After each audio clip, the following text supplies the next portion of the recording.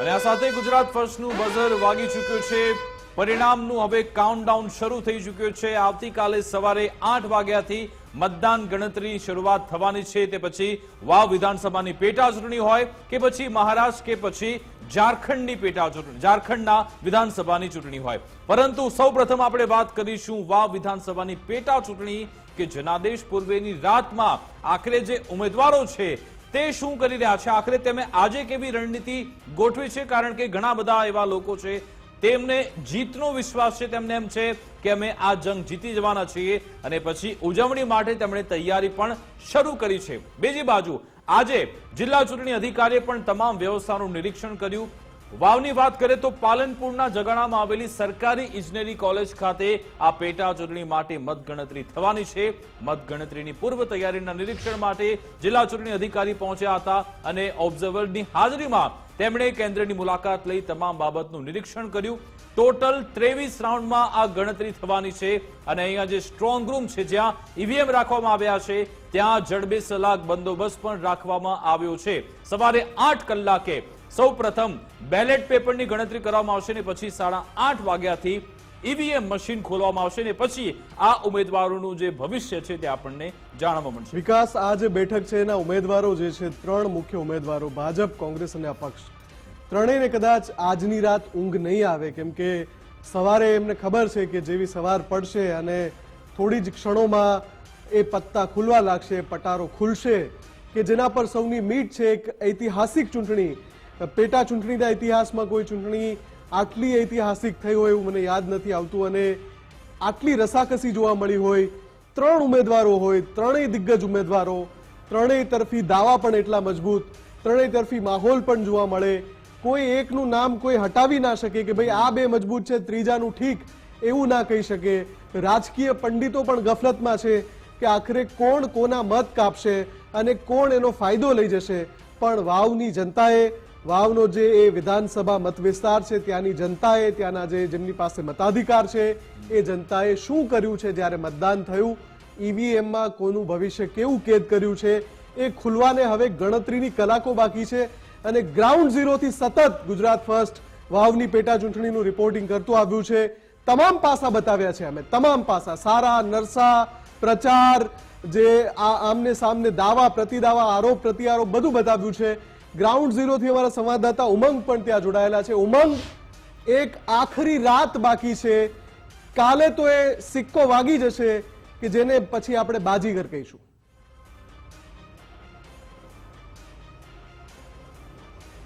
મુફદ્દલ, ચોક્કસથી, પરંતુ એક વાત હવે ક્લિયર થઈ ગઈ છે કે માવજીભાઈ અપક્ષમાંથી નથી જીતતા। આજના દિવસે જે હું ફર્યો છું, લોકો સાથે જે ચર્ચા કરી છે એના ઉપરથી એક વાત નક્કી છે કે અપક્ષ ઉમેદવાર એ બંને પાર્ટીને નડે છે, કોંગ્રેસના પણ મત તોડે છે અને ભાજપના પણ મત તોડે છે।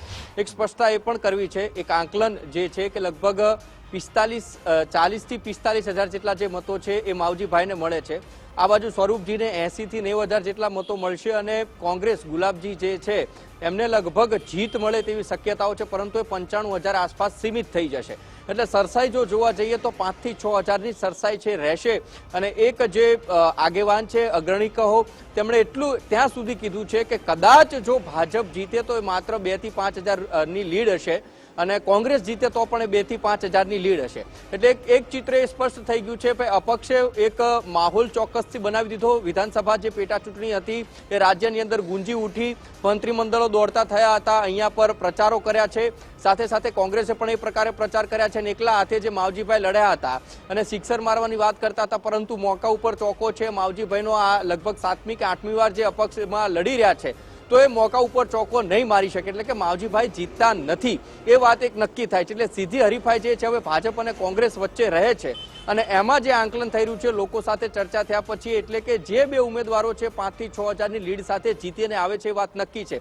પરંતુ આજે ભાભરની અંદર પત્રકારો સાથે જે વાત થઈ તો એમનું એવું કહેવું છે કે ન જેવી લીડથી કોંગ્રેસ જીતવાની પૂરેપૂરી શક્યતાઓ છે, એટલે કોંગ્રેસ પોતાનો ગઢ સાચવી શકે એવા સમીકરણો અત્યારની દ્રષ્ટિએ દેખાઈ રહ્યા છે છેલ્લી ઘડીના.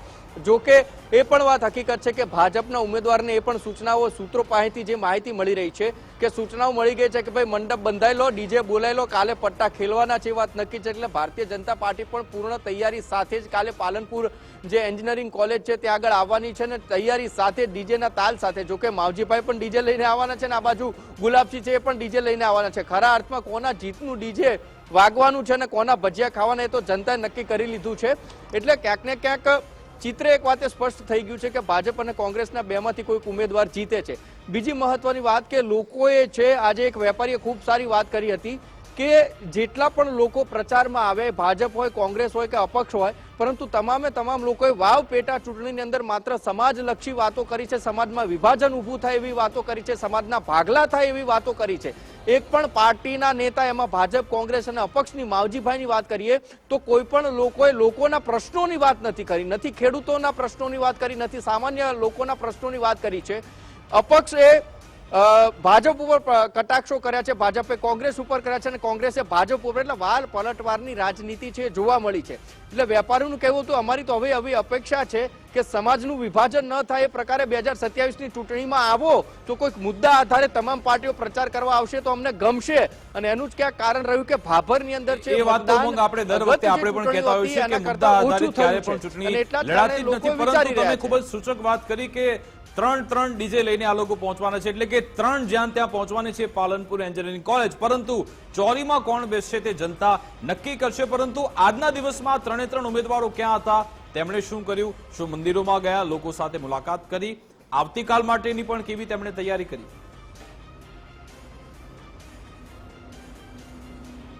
ચોક્કસથી વિકાસ, આજે ગુલાબસિંહની જો વાત કરીએ તો સવારથી લગભગ 8 કે 9 વાગ્યા સુધી એમના ઘરે જ હતા. ત્યારબાદ એમની થરાદમાં આવેલી ઓફિસ છે ત્યાં બેઠા હતા, અમુક કાર્યકર્તાઓને મળ્યા હતા, અન્ય કોઈ મીટિંગ જેવો માહોલ હતો નહીં.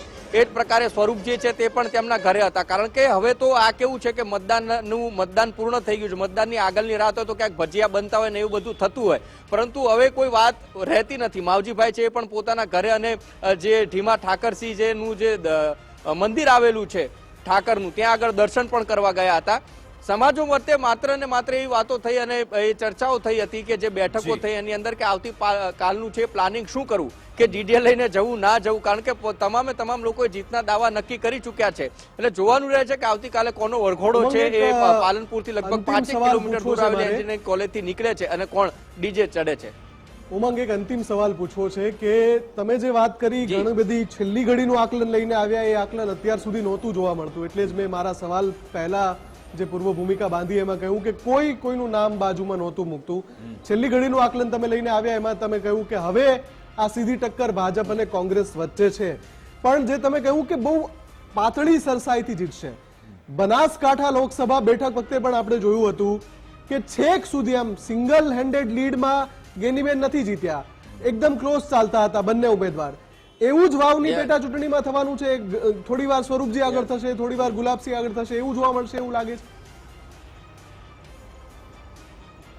ડેફિનેટલી આપણે જેમ જીતના સ્ટીકર આપણા સાહેબ છે નહીં ચોંટાડી શકે, નક્કી નહીં જ કરી શકે કે ભાઈ ગુલાબસિંહ જીતે કે સ્વરૂપજી જીતે છે. એ સરસાઈ રહેવાની, અને એ પણ લોકસભા કરતા પણ ઓછી રહેશે. અહીંયા તો 15, 20 અને 100 મત જ જોવા તમને મળશે આગળ પાછળ. એ પણ વાત નક્કી છે કે આગળના જે રાઉન્ડો ચાલશે, લગભગ 10 જેટલા જે રાઉન્ડમાં, એમાં કોંગ્રેસ આગળ ચાલવાની છે. ભાભરનું જ્યારે પોકેટ ખુલશે ત્યારે ભાજપ આગળ થવાની છે. અને માવસરી સાઈડનો જે ચૌધરી સમાજનો જે પટ્ટો છે ત્યાં એવો પણ સમાચાર મળશે કે ભાઈ માવજીભાઈ છે આગળ નીકળ્યા છે, પરંતુ માત્ર 1 થી 2 રાઉન્ડ પૂરતા. એ પછીની જે લડાઈ હશે એમાં સરસાઈ 100-150 ની આગળ હશે. અને છેવટે જ્યારે પરિણામ આવશે એટલે માત્ર ને માત્ર જીતની લીડ હશે 5 થી 6 હજારની અંદર સીમિત થઈ જવાની છે. મુફદ્દલભાઈ, બિલકુલ આભાર ઉમંગ, અમારી સાથે જોડાવા બદલ. આ રીતે જે રીતે ઉમંગે તમને કહ્યું, એક રાઉન્ડની તમામ સચોટ જાણકારી તમારા સુધી અમે આવતીકાલે સવારે 7 વાગ્યાથી પહોંચાડવાની શરૂઆત કરીશું. જેમ ટોટલ 23 રાઉન્ડની ગણતરી થવાની છે વાવમાં, એક રાઉન્ડની તમામ સચોટ જાણકારી આપના સુધી પહોંચશે, જેમ અમે લોકસભાના પરિણામ આપના સુધી પહોંચાડ્યા હતા. તો આવતીકાલે આપ અમારી સાથે જોડાઓ. વિકાસ, કે મહારાષ્ટ્ર અને ઝારખંડના પરિણામો પણ, તમામ જે મોટી મહત્વની બેઠકો છે મહારાષ્ટ્ર અને ઝારખંડનું પણ પડનું અપડેટ સતત વહેલી સવારથી ગુજરાત ફર્સ્ટ પર આપ જોઈ શકશો.